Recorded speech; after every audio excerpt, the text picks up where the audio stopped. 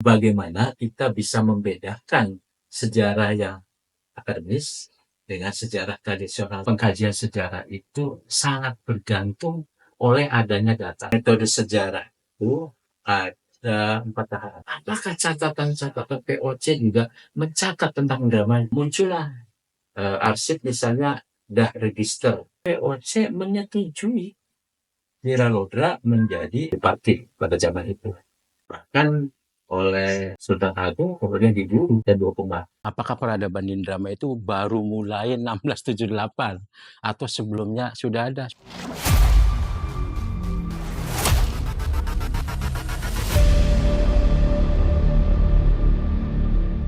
Assalamualaikum warahmatullahi wabarakatuh. Masyarakat Indramayu, berjumpa lagi dengan saya di Indramayu Movement. Sudah lama Indramayu Movement nggak ngobrol-ngobrol dalam apa yang ini podcast, dan kali ini alhamdulillah kita diperkenankan bersilaturahmi, bertamu sekaligus nanti akan ngobrol lah soal sejarah dan kebudayaan Indramayu bareng tokoh. Saya agak bingung, Pak. Bapak itu sejarawan, budayawan, gimana? Karena semuanya ada. Tapi beliau ini salah satu orang yang saya kagumi di Indramayu karena tulisan-tulisan mengenai sejarahnya, dan pertama kali saya tahu beliau dari tulisannya yang mengenai sejarah Tarling. Tarling migrasi dari Migrasi bunyi. dari Gendang Suling atau apa itu judulnya dia. Ini Pak Supali Kasim. Nanti kita akan mencoba membicarakan hal-hal yang mungkin tidak diketahui secara umum mengenai sejarah Indramayu. Cuma ada yang menarik, Pak. Jadi di obrolan pembuka dengan Bapak, saya baru tahu kalau latar belakang pendidikan Bapak malah bahasa Indonesia gitu kan. Itu bahasa Indonesia pendidikan. Ya. Pendidikan bahasa Indonesia, tapi akhirnya kemudian melakukan banyak penelitian tentang sejarah Indramayu. Bisa ceritakan, Pak, awalnya gimana?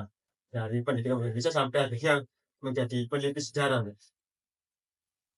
Ya, saya kira keilmuan itu bisa berkembang sesuai dengan kecenderungan orangnya. Awalnya dari ketertarikan, kemudian melakukan pembacaan, ya melakukan pendidikan secara otodidak. Itu hal yang biasa aja sebenarnya. Karena beberapa orang yang konsen dalam bidang tertentu, dalam disiplin ilmu tertentu, tidak harus linear secara pendidikan formal. Pendidikan itu ya ada yang didapat dari bangku sekolah, bangku kuliah, ada juga yang didapat secara otodidak. Ya, kemauan kita nggak ada gunanya. Tapi tentu saja belajar itu juga harus disertai dengan hal-hal yang serius. Salah satunya dengan kita memperkuat beberapa kajian dari referensi, kemudian kita juga melakukan dialog dengan beberapa orang yang mengerti bidangnya, apakah itu dosen, guru besar, dan sebagainya.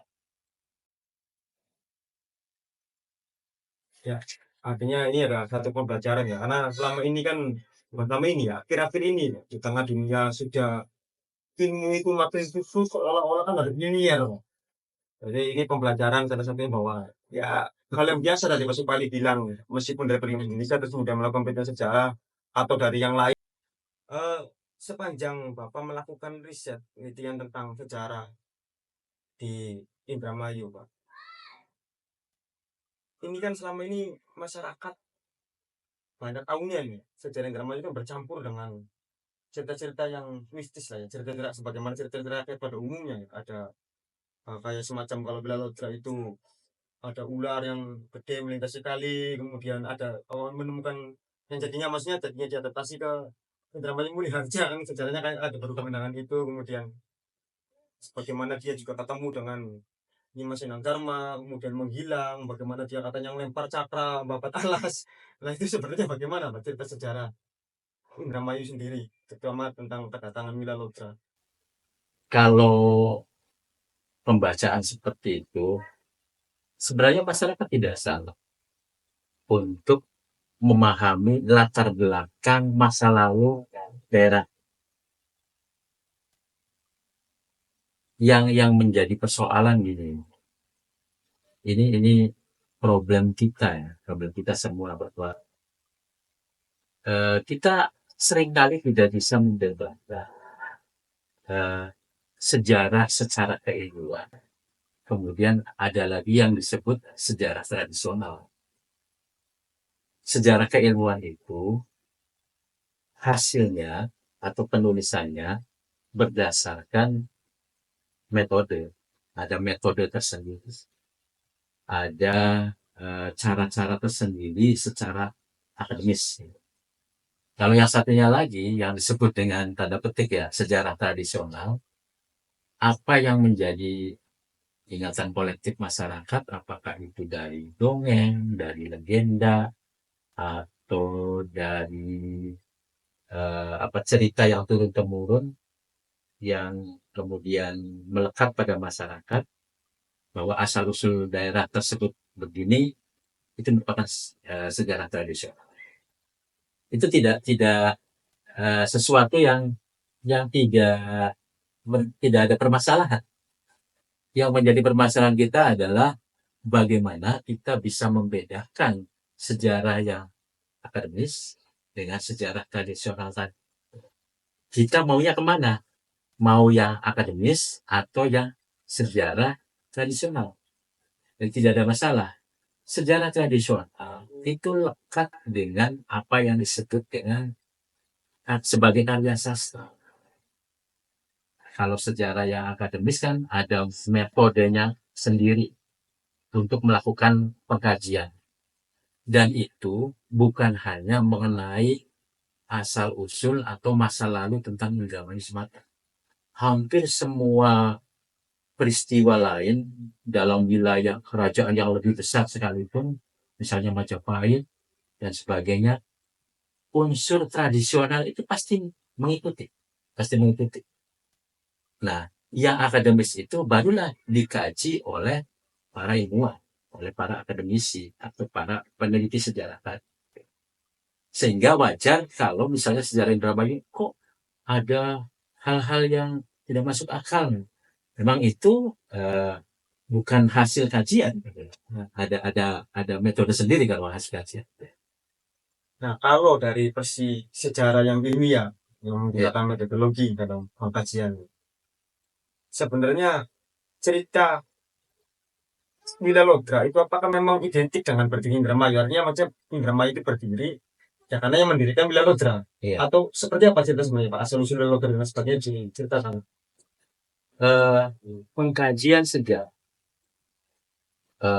memiliki kata-kata begini, harus disertai dengan data. Tidak ada data, maka tidak ada sejarah. Sehingga pengkajian sejarah itu sangat bergantung oleh adanya data. Nah, yang namanya data itu bisa data arkeologis, bisa juga data-data bersifat filologis, ada lagi yang arsip itu ya. Atau juga ada juga kesaksian langsung. Nah, kalau mengkaji sebuah daerah, misalnya Indramayu, tentu harus dikaitkan dengan arkeologis, kemudian filologis, dan arsip-arsip itu. Karena jangkauannya berabad-abad, beratus-ratus tahun. Meliputi bisa jadi zaman sejarah itu bisa jadi Indramayu itu dimulai dari zaman Hindu-Buddha, kemudian memasuki zaman Islam, kemudian memasuki zaman kolonial. Nah, hal seperti itu kita memerlukan data. Nah, maka masuklah untuk mengkaji itu masuklah metode. Tentu metode yang paling tepat misalnya adalah metode sejarah. Metode sejarah itu ada 4 tahapan. Ada tahapan heuristik, ada tahapan kritik, ada tahapan interpretasi, dan barulah historiografi. Historiografi tentu penulisan terhadap sejarah dari hasil 3 tahapan tadi. Apa yang saya ketahui, heuristik itu adalah mengumpulkan data, mengumpulkan bukti. Sebanyak-banyaknya kalau ada. Tidak hanya satu.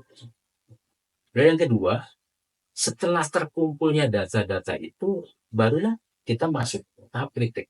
Oke, untuk Indramayu, misalnya pengumpulan dari data dari heuristik itu apa yang ada? Misalnya ada naskah kuno Babad Dermayu yang ditemukan. Kalau di Museum Sri Baduga, Museum Negeri Jawa Barat itu ada naskah Babad Dermayu atau Babad Carbon Bua. Naskahnya berbahasa Jawa Cirebon atau Jawa Indramayu, bahasanya itu. Hurufnya atau aksaranya adalah aksara Jawa. Bahasanya bahasa Jawa Indramayu. Jadi belum bahasa Indonesia, belum huruf Latin. Barulah kemudian dilakukan alih aksara dan alih bahasa oleh filolog. Saya baca itu yang ada di Museum Sri Baduga itu yang telah dilakukan transliterasi oleh Dr. Ruhania. Saya baca. Foto seperti itu. Konon katanya ada juga naskah Babad Dermayu dari Pangandawu atau dari Kertasmaya atau dari mana. Itu dikumpulkan aja sebagai bahan. Itu masuknya sebagai data yang bersifat filologis. Ada lagi misalnya data yang bersifat arkeologis. Artefak-artefak. Apakah pernah di Indramayu itu ditemukan batu bertulis misalnya atau prasasti? Apakah pernah ditemukan misalnya yang sifatnya yupa atau mentil atau juga yang berupa bangunan-bangunan candi misalnya atau bangunan yang lainnya yang sifatnya arkeologis atau juga kultural. Itu juga menjadi data kita. Berikutnya adalah apakah ada arsip-arsip asing? Karena pada tahun 1600-an itu ada VOC, ada Kompani Dagang Belanda di Indonesia, termasuk juga di Indramayu.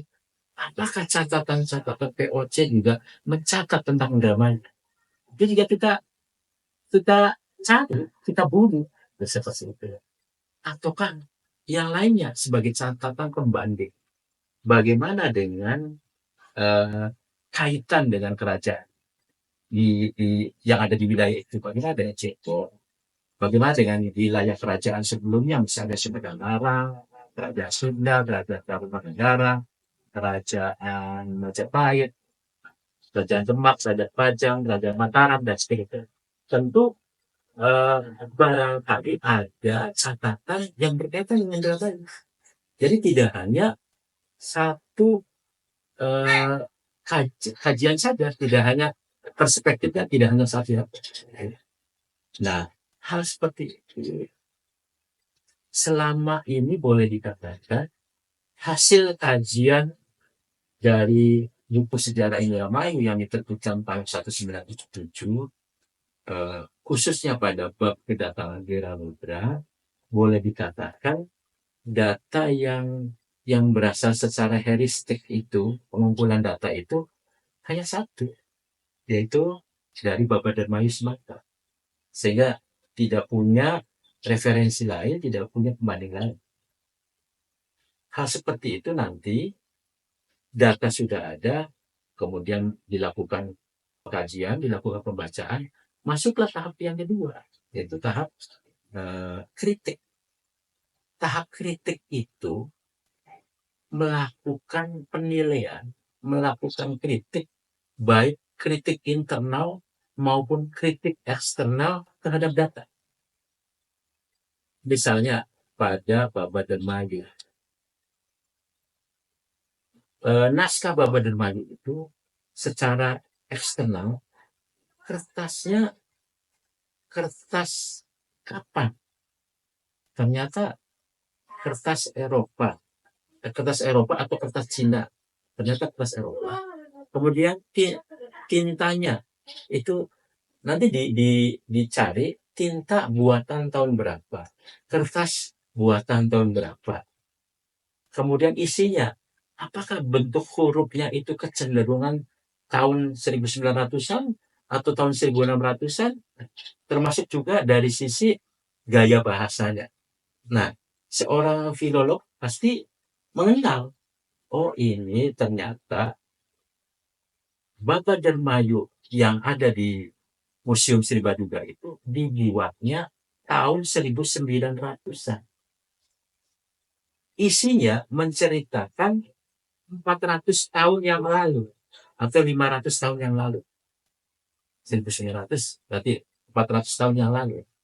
Nah, kalau seperti itu artinya data itu bukan data utama, bukan data primer, tapi data sekunder.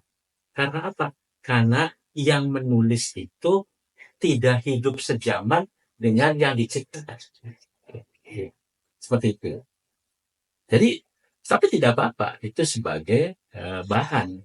Tapi itu bukan utama, tidak bisa diutamakan. Berarti maksudnya ke bahan sekunder ya? Bahan sekunder. Bukan primer.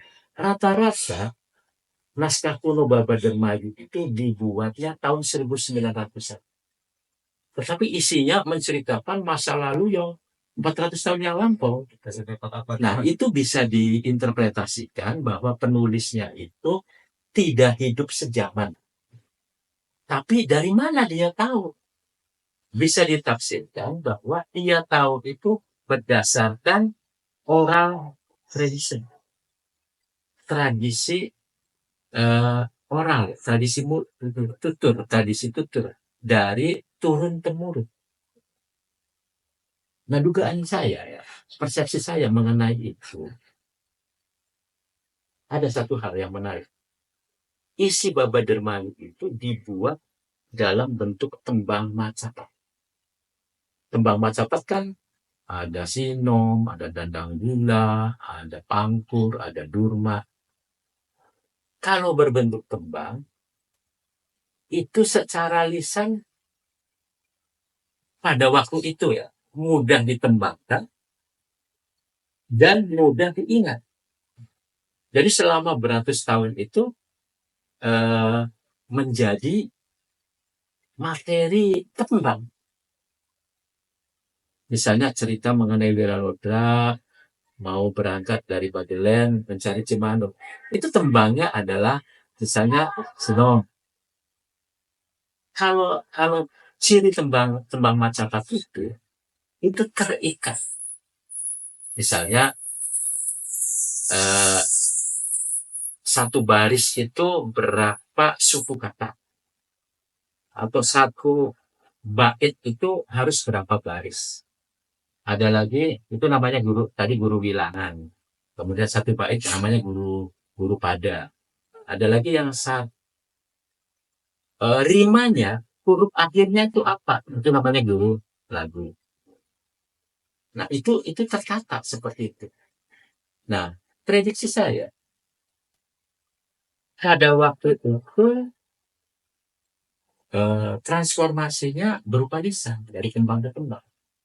Ketika ada orang yang kemudian bisa menulis, barunya ditulis.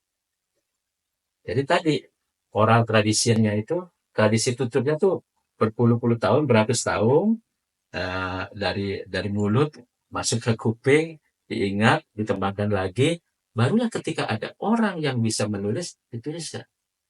Seperti yang saya baca, ada penulisnya di situ, kalau tidak salah namanya saya Mantri Kartadiprana dari Kandang Haun.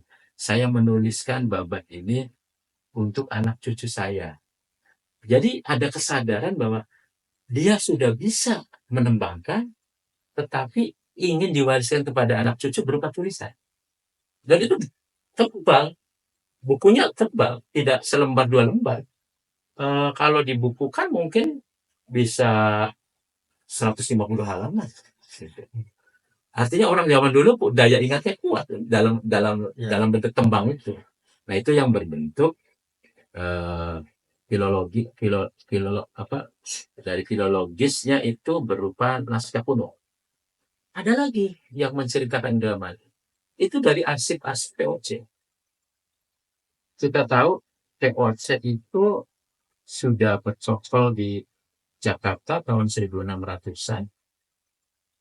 Kemudian mengalami pasang surut, mengalami atau menghadapi penyerbuan Sultan Agung tahun 1628-1629, kemudian makin merajalela di Pulau Jawa, dan ternyata satu sisi yang kita bisa ambil hikmahnya, bahwa orang Eropa itu sangat rapi administrasinya.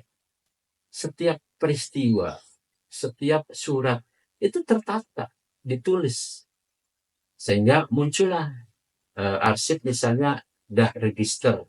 Register itu surat harian yang menceritakan mengenai peristiwa apa, tokohnya siapa, yang berkaitan dengan Toronse. Kaitan dengan itu, rekan saya Iskandar Zulkarnain itu menelusuri arsip-arsip VOC mana yang berkaitan dengan Indramayu. Diketemukanlah register itu, catatan harian itu sekitar 50 surat. Itu mungkin masih ada mungkin ya. Sementara ada 50 surat yang berkaitan dengan Indramayu maupun berkaitan dengan Indramayu. Bagaimana pertimbangan seperti itu jika dikaitkan dengan tadi naskah kuno? Ternyata yang menulis adalah orang sejaman. Artinya peristiwa itu berlangsung, ditulis juga pada zaman itu. Bahasanya bahasa Belanda kuno, hurufnya Latin, ya. Dan ketika diterjemahkan dalam bahasa Indonesia juga masih bisa berbunyi. Nah, yang seperti itu adalah data primer, karena bahannya juga masih asing, kemudian dituliskan juga pada sejaman. Jadi bobotnya lebih utama daripada yang tadi. Bobot dari sisi bendaan ya. Data-data seperti itu menjadi kajian ketika melakukan penelitian sejarah. Kemudian ada juga referensi lain, misalnya bagaimana keadaan zaman pada waktu itu. Kita misalnya mengkajinya tahun 1600-an atau tahun sebelumnya, bagaimana keadaannya? Ya kita cari data-data yang lain. Jadi dapat disimpulkan gini ya, kalau dibandingkan Babat Dermayu dengan surat-surat dari VOC itu, secara metodologi sejarah, secara metode kritik ya, yang sekolah heuristik kan ngumpulin bahan, kemudian dikritik ada kritik kan yang menentukan bahan utama atau tidak, kemudian yang dipakai atau tidak. Surat-surat VOC itu jauh lebih bisa dikatakan sebagai mendekati primer lah ya, ketimbang yang Babat Dermayu, karena secara tahunnya kalau dari VOC sejaman dengan kisah hidupnya Rodrani sendiri. Kalau yang di Babat Dermayu 300-400 tahun sesudahnya. Nah, versinya VOC berbeda nggak Pak dengan Babat Dermayu ini? Ya gini, kan tidak apa yang ada isi di VOC dengan apa yang isi di naskah kuno Babat Dermayu itu bukan masalah sama atau tidak sama, tetapi bukan berbentuk cerita. Apa yang ditulis oleh VOC itu bukan berbentuk cerita. Ya, itu kan hanya bukan tembang, bukan penceritaan, bukan kronologis. Ya kan hanya catatan harian selembar pun isinya cuma berapa baris. Hanya menuliskan peristiwa sebentar aja. Bukan langsung menceritakan tentang kronologis, bukan. Nah, setelah kritik tadi, tahapan berikutnya adalah interpretasi. Seorang peneliti ya harus mampu melakukan interpretasi, melakukan penafsiran. kalau dalam permainan anak-anak itu memasang-masang puzzle. Kalau dalam permainan anak-anak tuh, puzzle-nya dia berserakan. Ini dipasangkan yang cocok mana dengan argumentasi yang kuat, dengan latar belakang yang sesuai. Kalau tanpa permainan anak-anak ya sehingga tersusun puzzle yang bagus. Kalau ini kan interpretasi ini, oh ada penafsiran. Misalnya gini, di dalam naskah Baba Darmani disebutkan Wiralodra itu bertapa di Gunung Sumbing di perbukitan Melaya. Wiralodra itu seseorang yang punya keinginan kuat untuk visinya adalah ingin memiliki membangun negara dan sebagainya. Juga bertapa di Gunung Sumbing. Beberapa hari kemudian mendapatkan wangsit. Wangsit itu kan kalau kita terjemahkan bisa juga artinya inspirasi. Juga artinya itu. Idenya itu adalah ide yang turun, wangsit yang turun itu adalah carilah sungai Cimahi. Berjalanlah ke arah pulau untuk mendapatkan sungai Cimahi. Di sungai Cimahi itu kemudian bangunlah ini Pak membabat alas untuk membangun sebuah negara. Maka berdasarkan wangsit itu Wiralodra yang dalam penceritaan itu kan banyak rintangan, banyak halangan, bahkan juga kesasar ke sungai berikutnya dan sebagainya. Itu yang tertulis di bawah.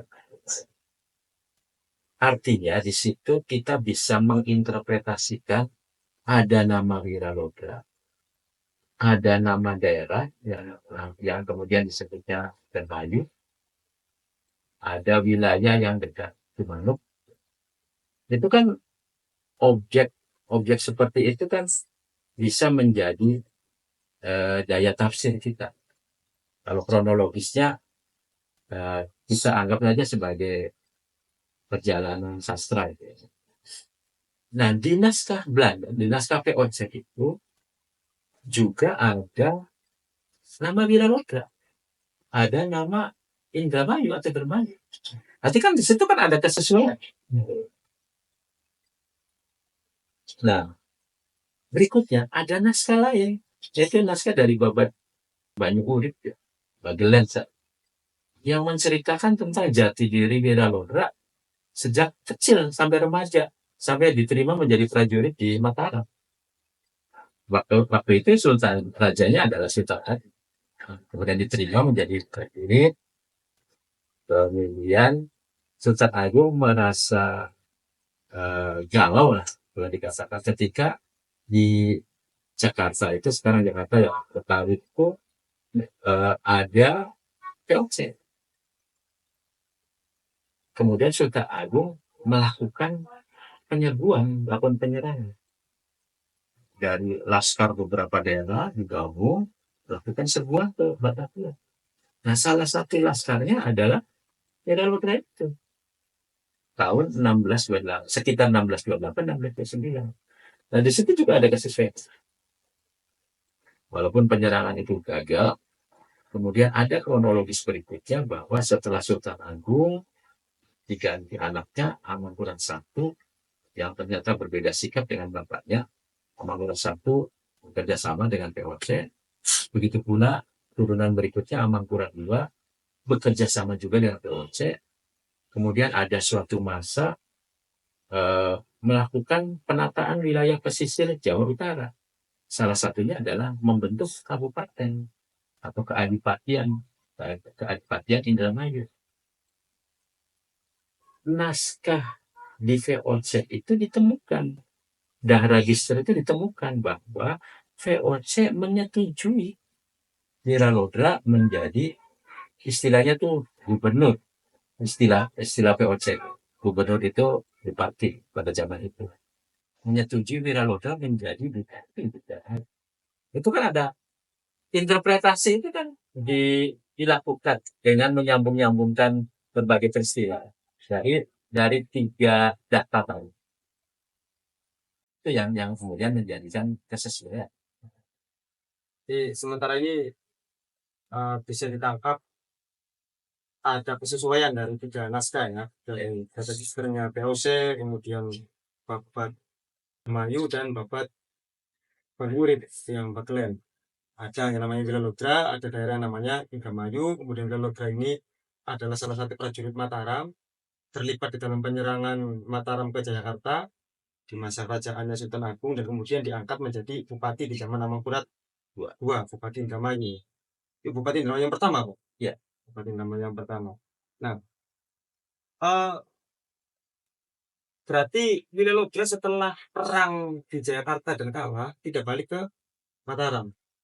Ini ya ampun, Mas, saya kan pernah dengar ya, kalau di zaman penyerangan yang dilakukan oleh Sultan Agung ke Jayakarta, sempat ada titah bukti atau mati.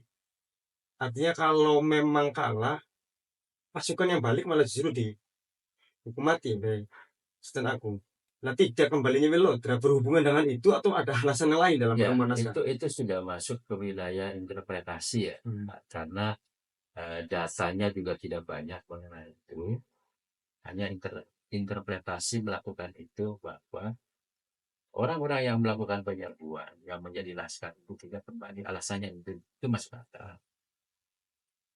Termasuk juga ada laskar yang dianggap melakukan pembelotan, misalnya di Pati Ukur yang dari wilayah Bandung, yang di Pati Ukur dianggap belok, bahkan oleh Sultan Agung kemudian diburu dan dihukum mati.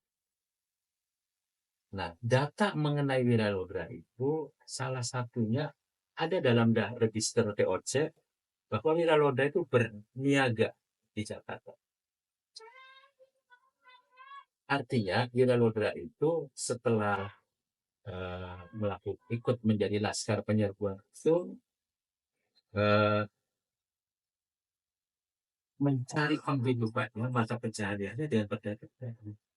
Dan itu ditulis oleh naskah VOC.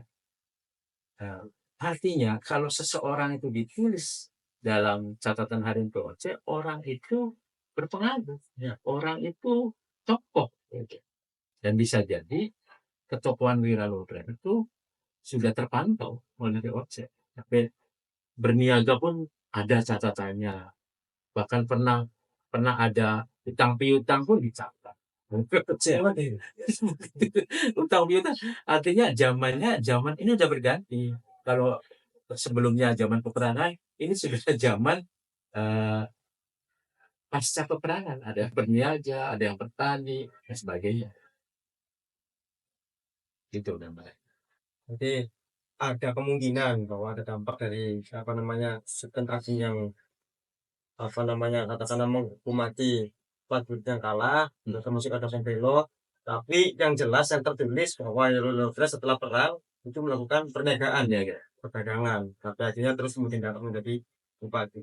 Nah, Pak, hubungannya terus dengan Nyi Endang Darma dan makam Selawe, katanya ada pasukan bukan pasukan, dikatakan satria ya, dari Palembang 25 orang bertarung dengan Nyi Endang Darma, terus Nyi Endang Darma ketemu dengan Ari Wilalodra. Itu bagaimana dari naskah-naskah yang Bapak temukan, beberapa naskah itu? Gini, ketika saya melakukan penelitian tentang Wilalodra, saya menemukan beberapa data. Tadi kan ada data naskah kuno, ada data surat-surat asing, kemudian kritik terhadap data itu, sampai kemudian ada interpretasi, ada hubungan yang erat antara data yang satu dengan data berikutnya, itu tentang Wilalodra. Saya justru belum bisa menemukan interpretasi yang tepat terhadap tokoh Endang Darma. Karena datanya boleh dikatakan belum ada yang primer. Misalnya, belum ditemukan catatan VOC mengenai Endang Darma. Itu kan data primer. Semuanya itu adalah data sekunder dan data pembanding. Misalnya yang ada itu pada Babat Dermayu itu tertulis jelas. Kemudian ada lagi interpretasi nama lain dari Endang Darma. Kalau di dalam Babat Dermayu, ketokohan Endang Darma itu kan tertulis. Kalau dalam Babat Dermayu yang saya baca dari Museum Pribaduga itu, bahwa Endang Darma berasal dari Palembang, ingin menyebarkan ilmu pengetahuan khususnya pertani, kemudian juga ilmu olah tubuh, ya, silat dan sebagainya, yang kemudian mendapatkan perlawanan dari Pangeran Guru, sehingga terjadilah perkelahian yang mengakibatkan tewasnya Pangeran Guru dan 24 anak buahnya yang disebut Pangeran Selawe. Kemudian juga Endang Darma mendapatkan reaksi dari keluarga Wiralodra, adik-adiknya atau kakaknya Wiralodra juga menangkap Endang Darma, tetapi kalah sampai dengan terjadi adu tanding dengan Wiralodra. Di dalam naskah itu Endang Darma menyatakan tidak sanggup meladeni pertarungan dengan Wiralodra dan minta supaya namanya dijadikan asal usul nama daerah. Itu dari naskah Babat Dermayu. Nah, naskah lain misalnya pada naskah-naskah kuno yang di Cirebon itu mengaitkan Endang Darma dengan nama yang lain. Nama yang lain itu apa? Misalnya sebagai Ratu Saketi, sebagai Ratna Gumilang, sebagai Nyimas Gandasari, kemudian sebagai Siti Maimunah. Jadi ada nama lain yang menurut versi dari Babat Cirebon itu yang identik sebagai Endang Darma. Persoalannya di dalam Babat Dermayu tidak dituliskan keidentikan itu, tetapi di naskah-naskah Tuna Cirebon dituliskan keidentikan itu. Juga di naskah Cirebon itu juga dikaitkan dengan bahwa Endang Darma itu adalah keturunan dari Maulana Malik Ibrahim atau siapa dari Sumatera, yang kemudian menjadi salah satu wali penyebar agama Islam di Jawa. Artinya Endang Darma itu bukan orang biasa, tapi dua-duanya naskah itu bukan naskah primer, naskah sekunder semua. Nah, karena belum ditemukan naskah yang primer, ya sampai di situ. Bahwa ketokohan Endang Darma seperti belum ditemukan. Terus kita lanjut kaitannya dengan tadi Endang Darma berdasarkan yang Bapak telusuri tidak menemukan sumber primer, sumber sekunder dan pendukung. Juga di Babat Cirebon punya nama-nama yang lain yang mungkin di Babat Dermayu sudah disebutkan, yang makan satu nama yaitu Endang Darma saja. Dan terus berhubungan dengan tadi Pangeran Guru dan 24 prajurit atau anak buahnya. Itu kalau saya tidak salah Pak, akan ditemukan katanya logo Majapahit di makamnya. Ya. Itu bagaimana? Nah, itu yang menjadikan saya belum berani menuliskan secara historiografi. Karena dari sisi interpretasi belum selesai. Kalau Wiralodra boleh dikatakan dari sisi interpretasi sudah selesai. Ketika interpretasi sudah selesai, maka penulisan secara historiografinya tidak dilaksanakan. kalau Endang Dharma itu interpretasi saya belum rampung kaitan dengan tadi saya. Di Babadermayu, Endang Dharma ketemu dengan Pangeran Guru atau Pangeran Syahrir. Ada babad naskah kuno di zaman Majapahit. Seperti juga ditulis dalam naskah kuno yang ada di Cirebon. Ada ceritanya gini. Di dalam naskah itu ceritanya gini. Raja Majapahit, kalau nggak salah Wikramawardhana, atau biasa disebut Brawijaya Gelap, itu punya istri orang Campak. Nah, istri orang Campak itu kemudian lahirlah seorang putra bernama Raden Patah, yang menurut naskah itu nama Cinanya adalah Tahu Cindut Raden Patah. Kemudian istri dari Campak itu, dari Cina itu, diceraikan oleh Wikramawardhana, yang kemudian setelah cerai itu tempat tinggalnya pindah ke Palembang. Palembang itu bagian dari Majapahit. Nah, Bupati Palembangnya adalah bernama Arya Dila atau Arya Dama. Di Palembang menikahlah putri dari Campak itu dengan Arya Dama atau Arya Dila itu. Walaupun Arya Dila itu masih famili dalam Wikramawardhana. Dan situ lahirlah yaitu yang bernama Raden Husein. Artinya Raden Patah dengan Raden Husein itu kakak beradik tapi berbeda ayah. Arya Dila atau Arya Dama, Bupati Palembang, itulah yang dikenal sebagai Pangeran Guru. Di dalam sejarah Indramayu tahun 77 juga disebutkan nama lain Pangeran Guru adalah Arya Dama atau Arya. Nah, ini kronologis seperti ini agak sulit dipahami, agak sulit masuk ke interpretasi. Sulit. Hasilnya aku di rangkainya tuh Ya, sulit. Banyak nah, tetapi kronologis mengenai Raden Patah dengan Raden Husein nyambung ke Majapahit. Raden Patah dan Raden Husein yang kakak beradik itu kemudian pergi ke Jawa, berguru kepada beberapa wali. Pada akhirnya Raden Husein itu ikut ke Majapahit menjadi prajurit. Tapi Raden Patah tinggal di daerah Demak. Apa tuh dulu itu namanya, Pia? Daerah Demak. Nah, pada zaman itu ya, tahun sekitar 1400-an, berkembang syiar Islam di Jawa Utara nih, yang dilakukan oleh para wali atau yang dikenal dengan Wali Songo itu.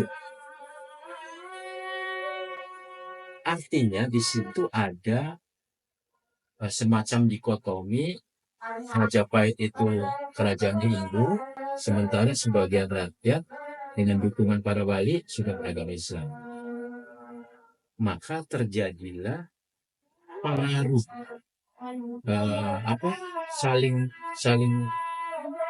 saling memberikan pengaruh, mana pengaruh yang besar kepada masyarakat dalam agama ini.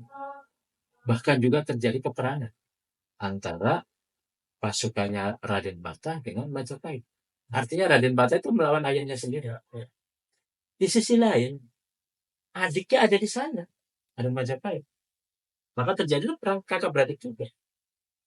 Salah satu kesalahan yang dianggap kesalahan Raden Husein itu yang bikin Majapahit itu dalam peperangan itu membuat bapaknya Sunan Kudus gugur, yang bernama Sunan Ngundung, itu oleh Raden Husein. Kita tahu bahwa peperangan itu kalah Majapahit dan Raden Husein juga ditangkap. Nah, salah satu hukuman terhadap Raden Hussein itu oleh kakaknya itu, kalau bicara lugasnya itu, kamu harus mencari tempat untuk beristirahat, untuk beristirahat. Nah, Raden Hussein memilih tertirahnya, memilih beristirahat untuk merenungkan kembali kehidupan ini di tepian Sungai Cimanuk, yang dalam naskah kuno di Cirebon, yaitu naskah Mertasinya, dari Raden Hussein itu kemudian menikah dengan penduduk sekitar Cimanuk, menurunkan keturunan Ki Gede Pauman dan Ki Gede Pengancar. Di Pauman itu disebutnya Menjang, Ki Gede Menjang.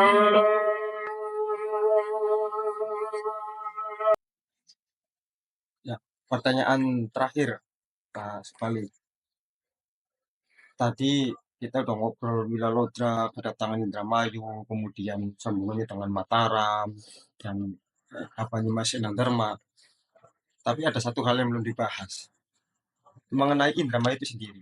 Iya. Artinya Wilalodra itu sebagaimana yang diceritakan saya, sebagaimana yang sudah diceritakan di sejarah versi apa yang selama ini ada di status quo, itu kan Wilalodra yang mendirikan Indramayu. Nah, sebenarnya Indramayu ada sebelum Wilalodra atau memang Indramayu didirikan oleh Wilalodra? Karena ini kan berhubungan dengan peringatan ulang tahun yang selama ini diperingati juga. Karena kalau yang selama ini diperingati kan harinya sama ya, seperti hari berdirinya Yogyakarta. Oh gitu? Iya, persis itu. Saya baru tahu malah. Itu awalnya saya juga nggak tahu. Tahu-tahu karena lihat di media sosial, pas Yogyakarta memperingati hari ulang tahun, Indramayu juga sama. Gitu loh. Nah, itu seperti apa, Pak Supali? Artinya lebih tuaan Indramayunya atau memang didirikan oleh Gini Wilalodra? singkatnya itu. Adanya Kabupaten Indramayu itu upaya Amangkurat II. Kemudian menjadikan Wilalodra sebagai bupati, itu juga upaya Amangkurat II yang didukung oleh VOC. Itu kalau melihat catatan harian VOC atau Dahar Register itu tertulis di situ 2 Juni 1678 di dalam Dahar Register itu. Apakah sebelum itu sudah ada peradaban Indramayu itu? Apakah peradaban Indramayu itu baru mulai 1678 atau sebelumnya sudah ada? Sudah ada sebelumnya. Kalau kita gariskan sebagai kabupaten, ya mulai ada Wilalodra. Tapi sebelum menjadi kabupaten sudah ada peradaban. Nah, kronologisnya begini, berdasarkan data yang ada, sebelum berdirinya peradaban, sebelum ada masyarakat yang terorganisir dalam lembaga-lembaga, wilayah Indramayu itu bagian dari Kerajaan Sumedang Larang. Bukan Cirebon, Mas. Awalnya Sumedang Larang. Sumedang Larang. Sumedang Larang itu ya berdiri sekitar tahun 800-an, 900-an, itu sudah ada Kerajaan Sumedang Larang.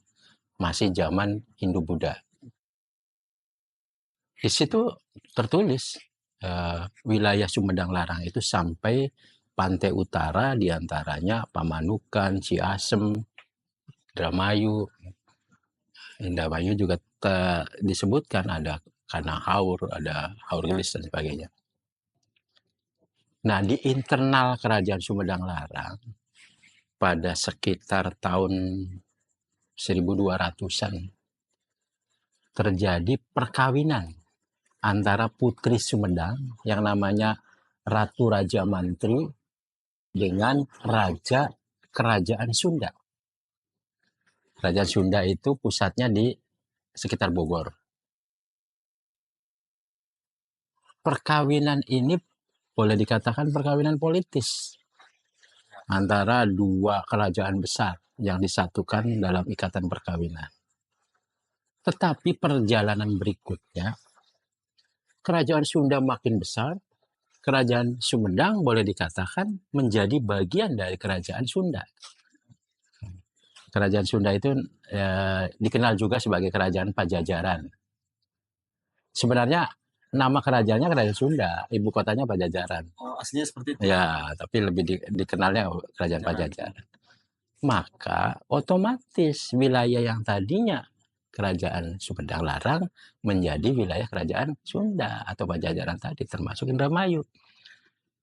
Artinya pada tahun 1200-an, 1300-an sampai 1400-an itu Indramayu itu bagian dari Kerajaan Sunda. Bahkan juga untuk melancarkan roda ekonomi dibangunlah Pelabuhan Cimanuk. Jadi Pelabuhan Cimanuk itu adalah pelabuhan milik Kerajaan Sunda. Untuk ekspor ke luar daerah atau luar negara dari pelosok Jawa Barat yang wilayah Sunda itu melalui Pelabuhan Cimanuk. Misalnya tercatat dalam Carita Parahyangan itu komoditas dari wilayah Sunda yang bagian Galuh misalnya untuk mengirimkan barang-barang ekspor ke Cimanuk itu melalui daerah Majalengka dengan jalan sungai, karena zaman itu belum dikenal jalan darat. Tidak boleh dikatakan jalan darat itu ya belum bagus, tidak ada lah orang menggunakannya jalan sungai. Ya, masih di Nah, laut.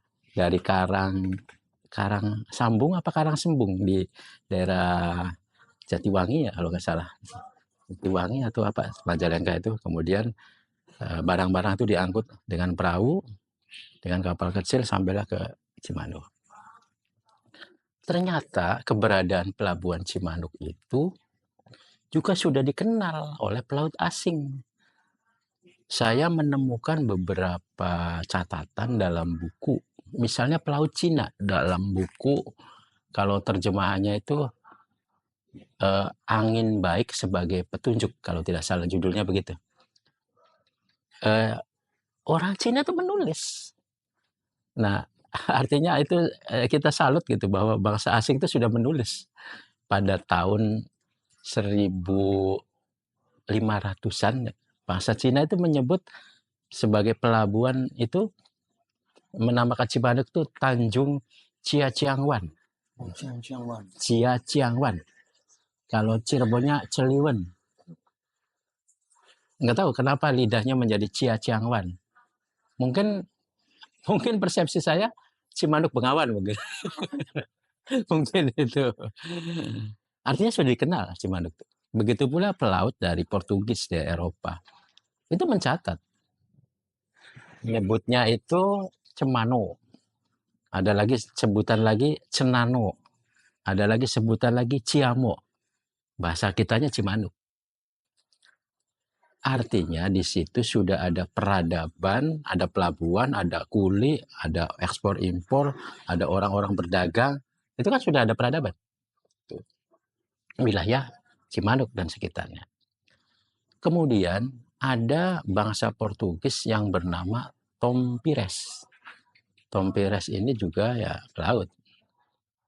Dalam ekspedisinya di wilayah Jawa Barat pantai utara itu sampai ke 6 pelabuhan. Dari mulai Banten, Cigede, Banten itu tertulisnya Bantam. Cigede itu Cugede. Kemudian Tamgaram itu Tangerang.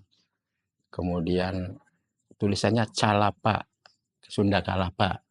Kemudian nulis Cimanuk.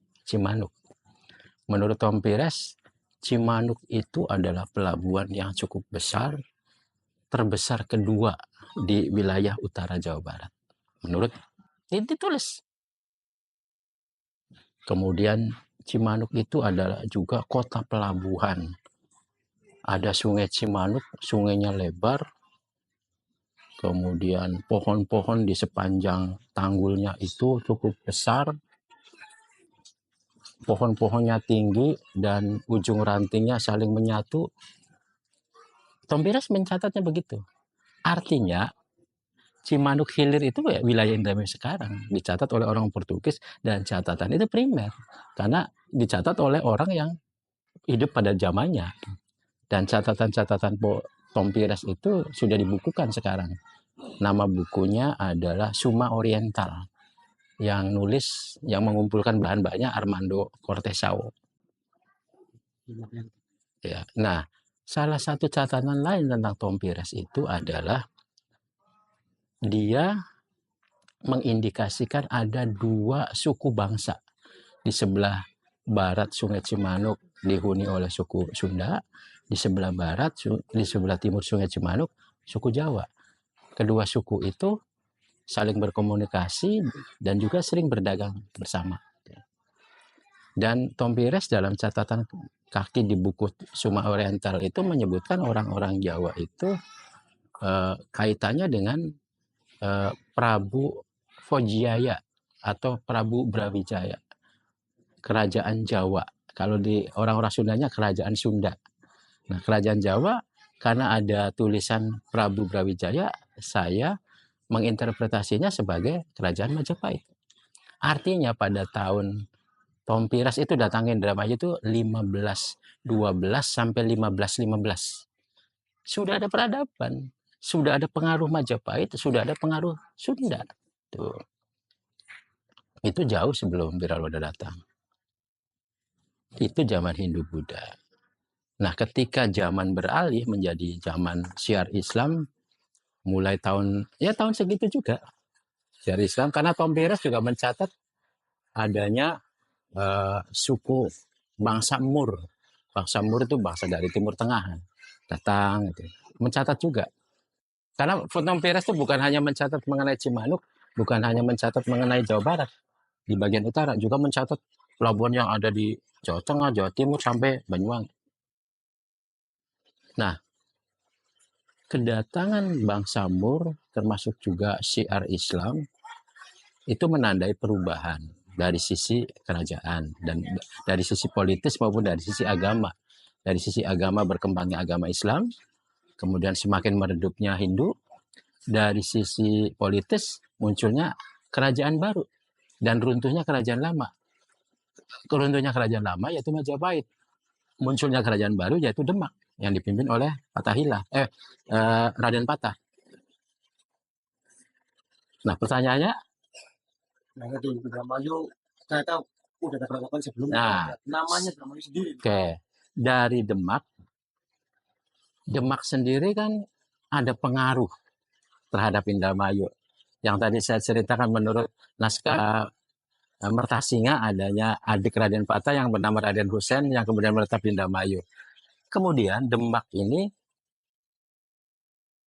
ada aliansi dengan kerajaan Cirebon. Kemudian ketika datang bangsa Portugis di Betawi ya, di Sunda Kelapa, yaitu Portugis kan 1511 di Malaka di Malaysia, kemudian datang, maka bagi Demak dan Cirebon itu merupakan ancaman ekonomi, ancaman politik. Tapi kerajaan Sunda itu menganggapnya dengan Portugis itu aliansi. Karena kerajaan Sunda kan latar Hindu-Buddha kan, itu aliansi strategis juga. Maka diserbulah Portugis ini oleh pasukan Demak, Cirebon dan wilayah Islam lainnya yang dipimpin oleh komandannya Fatahillah. Ternyata kalah Portugis itu. Maka berkembanglah pengaruh Demak, pengaruh Cirebon, pengaruh Islam itu ke Jakarta. Kemudian menjadikan dulunya namanya Betawi, Batavia menjadi Jayakarta itu. Nah, Cirebon pengaruhnya itu juga menyebarkan agama Islam di wilayah Jawa Barat. Pengaruhnya bukan hanya di wilayah Cirebon saja, juga Indramayu sampai Banten kan, dan sampai menikah dengan Nyai Kawunganten di Banten itu, kemudian melahirkan seorang putra Maulana Yusuf. Dari Maulana Yusuf itu nantinya yang akan meruntuhkan kerajaan Sunda. Maka kerajaan Sunda 1579 kalau tidak salah. Kerajaan Sunda itu hancur karena diserbu oleh Banten yang merupakan anak dari Sunan Gunung Jati. Wilayah Indramayu itu pada saat itu bagian dari kerajaan Cirebon. Tetapi tidak ada organisasi pemerintahan.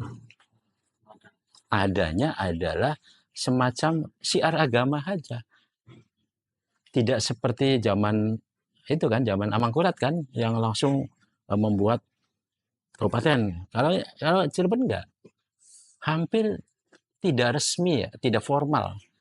Ada kuwu-kuwu di tiap desa-desa induk. Misalnya kuwu Cunti, kuwu Sleman, kuwu Kedokan Bunder, tuh kan. Ada 60 kuwu dari desa-desa lama di Indramayu, desa kuno, yang kepatuhannya itu kepada sejak zaman pamannya Sunan Gunung Jati, yaitu Walang Sungsang, sampai dengan Sunan Gunung Jati. Sehingga data arkeologisnya, artefaknya, makam 60 kuwu itu ditempatkan di Setana Gunung Jati, di komplek kuburan Sunan Gunung Jati. 60 kuwu itu. Tetapi bukan hierarki struktur pemerintahan. Mungkin hubungannya karena penyebaran agama Islam. Saya sebelum bilang lo bisa datang ke sini peradaban sudah ada, Ya, cuma belum formal sebagai pemerintahan. Kan udah kabupaten baru ada. Ketika wilayah Lodra sudah ada, dia akan menjadi bupati oleh Mangkurat II sebagai tujuan VOC tadi ya. iya. Nah, sekarang nama Indramayu. Tadi saya sebutkan latar belakang dari ketokohan Endang Darmayu yang di dalam Babad Darmayu itu menjadi tersurat ya dari naskah itu. Nah, pada tahun 1606 muncul peta yang dibuat oleh orang Eropa. Petanya itu menyebutkan nama Darmayu. Artinya tahun 1600-an itu, kalau sebelumnya kan Cemano, Tanjung Cia Ciangwan, masih Cimanuk. Ya. Tapi 100 tahun kemudian sudah ganti nama Darmayu. Cuma lidahnya beda. Orang Eropa tuh nyebutnya Dermaino. Dan muncul lagi nama Darmayo, nama Darmayoe, dan sebagainya. Tapi belum bisa cukup untuk menarik kesimpulan asal usul namanya Darmayu itu Belum. dari mana, ya kan? Nah, tapi pengembangan itu dari Dermayu, ya, lidah kita Dermayu, lidah Eropa kan ada Dermaino, ada Dermayo, dan sebagainya. Kemudian perkembangannya kan menjadi Indramayu. Dari mana? Dugaan sementara ketika masa penjajahan Belanda mungkin tahun 1800-an ya.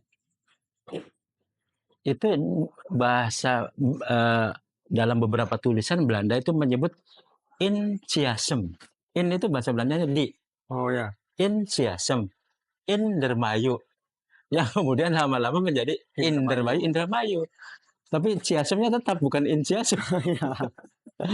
Dalam naskah VOC, bukan VOC, naskah sudah zaman Hindia Belanda, sudah tertulis nama Indramayu,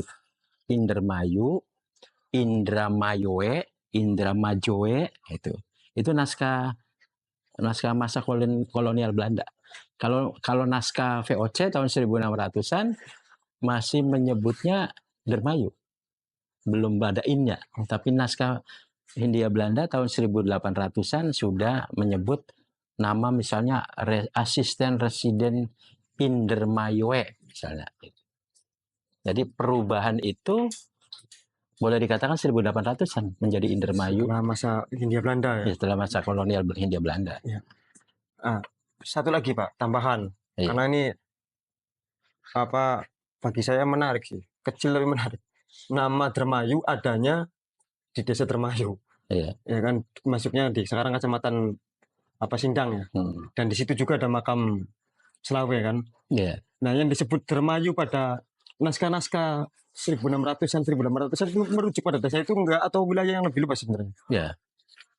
Interpretasi saya berdasarkan data-data sebelumnya itu wilayah kekuasaan kabupaten dalam hal ini Wiralodra belum seluas sekarang. Oh, Boleh dikatakan kalau sekarang kita melihatnya Kecamatan Indramayu, Kecamatan Sindang sampai Kecamatan Lobender. iya. Sementara yang lainnya itu belum menjadi bagian. Perkembangan berikutnya barulah. Nah, interpretasi berikutnya sangat mungkin pusat kekuasaannya awalnya itu memang yang sekarang disebut Desa Dermayu. Karena menurut penelitian arkeologis misalnya dilakukan oleh Profesor Agus Arismunandar dari UI misalnya, pendopo itu sebelumnya berada di wilayah barat Cimanuk, yaitu di Desa Dermayu. Ya. Di dekat dengan Masjid Baitur Rahman di situ tuh. Di dekat itu dekat Ya. pesarian Makam Slawe itu di situ. Tapi kemudian terjadi sering kebanjiran tahun 1800-an barulah dipindahkan ke sebelah timur yang sekarang itu. Oh, yang jadi yang sekarang. Nah, itu sebagai penanda bahwa di Desa Dermayu lah pusat dari pemerintahan. Maka disebutnya sampai sekarang namanya masih nama lama yaitu Dermayu. Kalau nama 1800-an oleh kolonial Belanda kan sudah ada in-nya. Dermayu. Bahkan dulu kata Pak Profesor Agus itu masih ada batu-batu umpak. Batu-batu umpak itu batu yang untuk landasan tiang. Masih berceceran di sekitar itu. Nggak tahu sekarang masih ada tidak bukti-bukti arkeologisnya itu. Karena kalau ada batu umpak, kemungkinan pendoponya itu terbuat dari kayu. Mungkin. Dan pada zaman itu memang ya sesuatu yang biasa menggunakan kayu. Pendopo menggunakan kayu. Biasa. Bukan tembok seperti sekarang. Oke. Nah, ini Pak, untuk masyarakat Indramayu yang ingin tahu mengenai penelitian Bapak tentang sejarah Indramayu nih, yang tadi kita bicarakan, sudah ada belum bukunya? Dibukukan belum? Pada tahun 2023 dan 2024, saya masuk tim penelitian yang dilakukan oleh Bapeda Litbang Kabupaten Indramayu. Jadi penelitiannya itu 2 kali, 2023 dilanjutkan 2024. Itu sebenarnya sudah lengkap, ya. Sudah selesai. Penelitian terakhir itu saya berlima.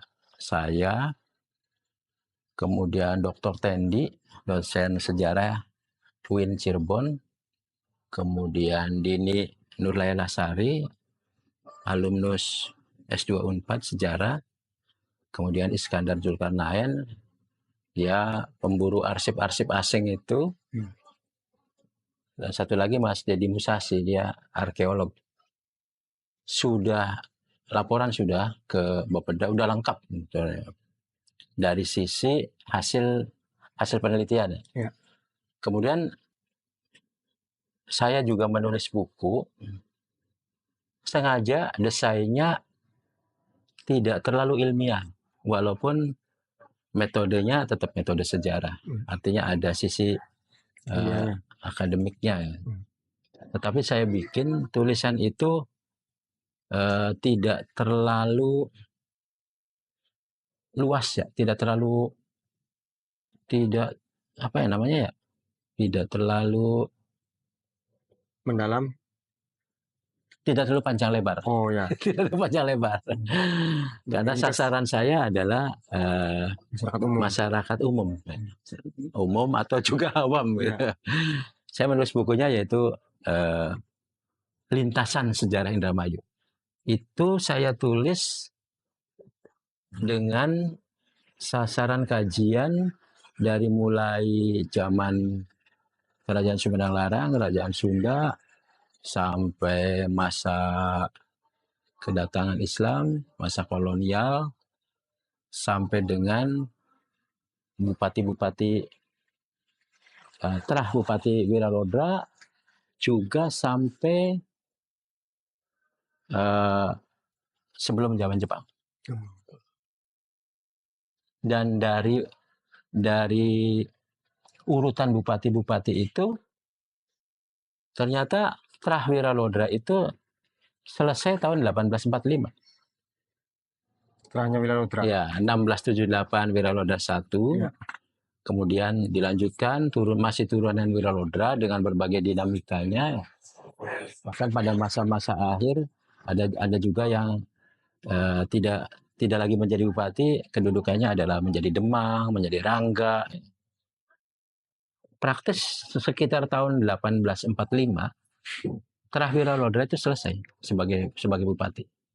Karena kolonial Belanda itu menunjuk orang lain. Siapa orang lain itu? Orang lain itu adalah orang yang punya latar pendidikan formal. Apakah itu lulusan, kalau zaman sekarang SMP atau SMA gitu ya. Jadi tidak lagi acuannya berdasarkan keturunan, tapi acuannya menurut kepentingan penjajah mana yang dianggap lebih cakep dengan latar pendidikan. Bahkan ada yang latar belakang pendidikannya sampai SMA ya. SMA kan, kalau SD kan zaman itu namanya HIS. Kalau SMP Mulo. Ya. Kalau SMA itu AMS. Nah, ada yang AMS. Mereka ada yang kebanyakan berasal dari Jawa Tengah. Kebanyakan. Misalnya tahun 1933 itu yang diangkat adalah Raden Adipati Sediono. Itu orang Jawa Timur. Karena beliau lulusan apa? Sebelumnya namanya tahun 1917 Sosrowardoyo, Raden Mas Sosrowardoyo. Itu juga orang Blitar kalau tidak salah. Itu juga lulusan pendidikan formal. Kemudian sebelum Sosrowardoyo juga rata-rata turunan bangsawan atau ningrat dari Jawa kebanyakan. Begitu pula ketika bersambung zaman Jepang tahun 42, penggantinya Sediono itu adalah seorang dokter dari Blitar, namanya Dr. Murjani. Dr. Murjani dari Blitar, kemudian bertugas di Bandung dan aktif di Partai PNI, kemudian oleh Belanda ditarik menjadi Bupati Indramayu. Bahkan setelah jadi Bupati Indramayu itu, kalau nggak salah dalam catatan pemerintah Provinsi Jawa Barat itu pernah menjadi Gubernur Jawa Barat. Itu Dr. Murjani itu. Nah, kebijakan kolonial itu boleh dikatakan sejak era 1845 melihat kepemimpinan itu berdasarkan kecakapan, berdasarkan intelektual yang berlatar sekolah. Tidak lagi melihat keturunan.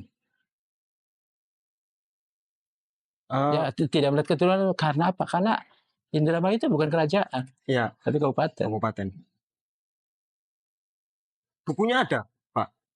Buku yang itu ya, yang nanti ada, nanti ditunjukkan. Ya, gitu. Ini buku yang saya sebutkan tadi, Sejarah Indramayu, lintasan sejarah Indramayu yang memuat sejak zaman pengaruh Sumedang Larang ya, sampai dengan pra penjajahan Jepang.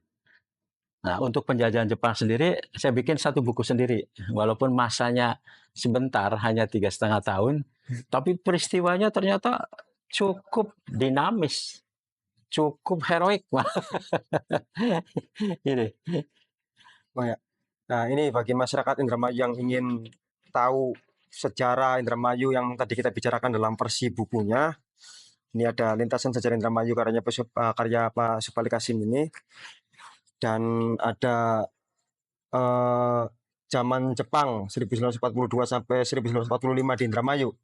Barangkali bisa nanti silakan dibeli, dan sebentar lagi juga di bulan-bulan ini ya ada acara bedah bukunya ya Pak, yang lintasan sejarah Indramayu. Nanti kita infokan di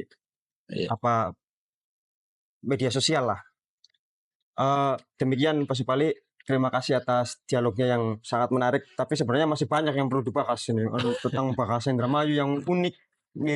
Kalau saya bilang sih kayaknya konstrukturnya lebih ke Jawa kuno bahasanya Indramayu itu. Terus kemudian masih seputar bagaimana sih peran sentral Cimanuk tadi sebagai pelabuhan perdagangan. Terus bahkan ada beberapa legenda ya, maksudnya di masyarakat itu mempercayai cerita Setan Kober yang itu lebih ke cerita bagaimana pendirian kerajaan Pajang, ya kan asalnya dari sana. Itu ada kaitan apa sebenarnya Indramayu?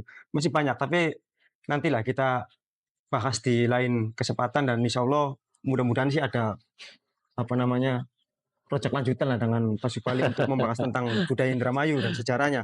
Terima kasih Pak Supali atas Oke, waktunya. ya Mas Toro. Ya.